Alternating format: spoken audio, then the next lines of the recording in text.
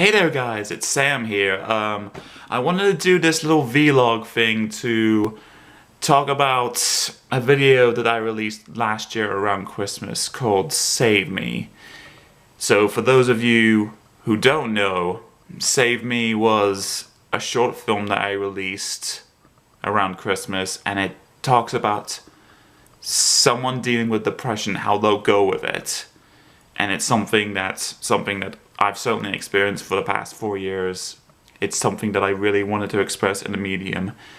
Even if it's not accurate, even if it's a little bit over the top in terms of how this person would express it, my aim from the very start was to let people know that whatever they're going through with this horrible condition, that they're not alone, and I hope it convinces them to talk to somebody, whether it be a close friend, whether it be someone professional, just so as long as they're getting help and not doing anything drastic that could affect other people too. That is something that does not need to be.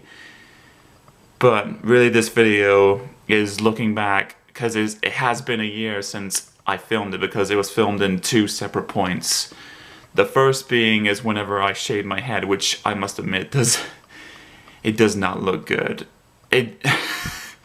Which is funny, my in-laws, I didn't tell anybody that I was gonna shave my head, because I remember the first thing I did when I shaved my head was filmed an episode of Explaining This Magic, because that was kind of a pointless thing to do for that video, but mainly I needed to do it for this short film. In a sense, like, progressively, you would see this character's transformation, so you'd see him kind of bare and naked in the face in the first part of the film, and you see him that he's clearly going through these torments going on within his body, within his head.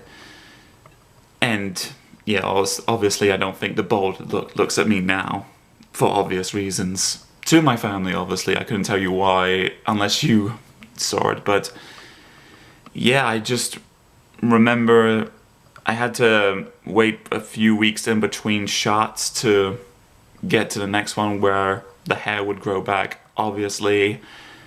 And obviously I needed to grow my beard out again. Obviously this and around here, so that way you see, like, if I had it clean shaved on the sides, then it'd be like, well, that's not realistic. I needed to make it look like, so that way this character has not been with anyone, any contact, for like a very long time. It doesn't say in the video how long that would be, even though, actually I think it says, like, in the first part he's reading Thanksgiving comments, and then the next it's close to Christmas. But I think, like, if you want to make it a little bit of a stretch, you could say like a good time if any time has passed, so that way anyone could relate to it. And I like how it was cloudy in the first part, like signifying like this is like a real dark time for this person. He has no future going into whatever.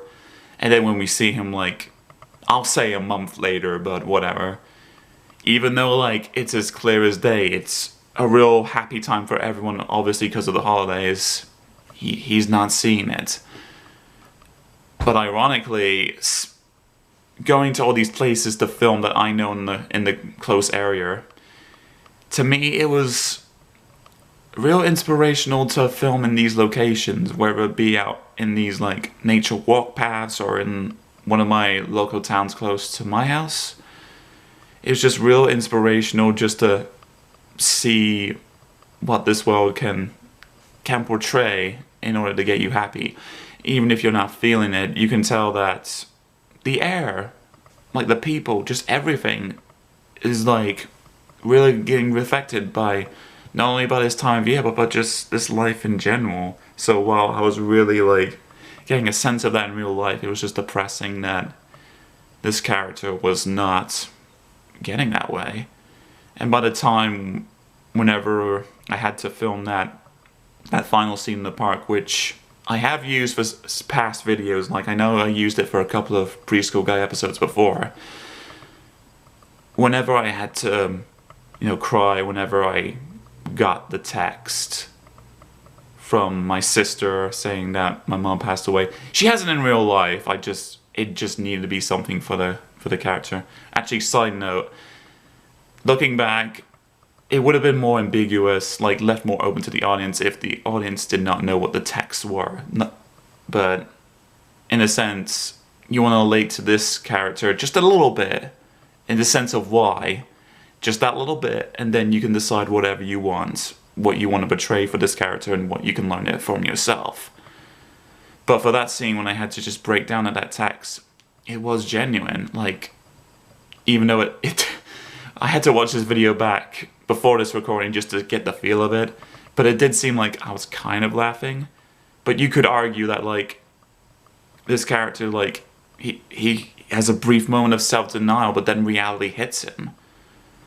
And that was all genuine. It's not ironically, but it's funny. I didn't think of my actual family passing away when I had to cry. Even though it is a sad thing, it's just, I had to think of something else. And I wanted to think of something that would make me tear up, just make me lose it. And one of the things that always makes me tear up was the scene in The Many Adventures of Winnie the Pooh when Tigger is forced to never bounce again. He's just like, never? Not even just one teensy weensy bounce? That always gets to me. That's one of the saddest moments of the movie, and it helped me really... God, I'm tearing up now, I know. It really helped me portray this character's suffering, and for a brief moment where he finally has some hope, he thinks he's gotten away from this depression, like, oh, it's like one of those big movies, he's finally gotten rid of his demons, now he can move on to a better life. But then the depression just snaps at him again, and we'll never see what choice he made after that. He hears a train. It's really hard to think about, really.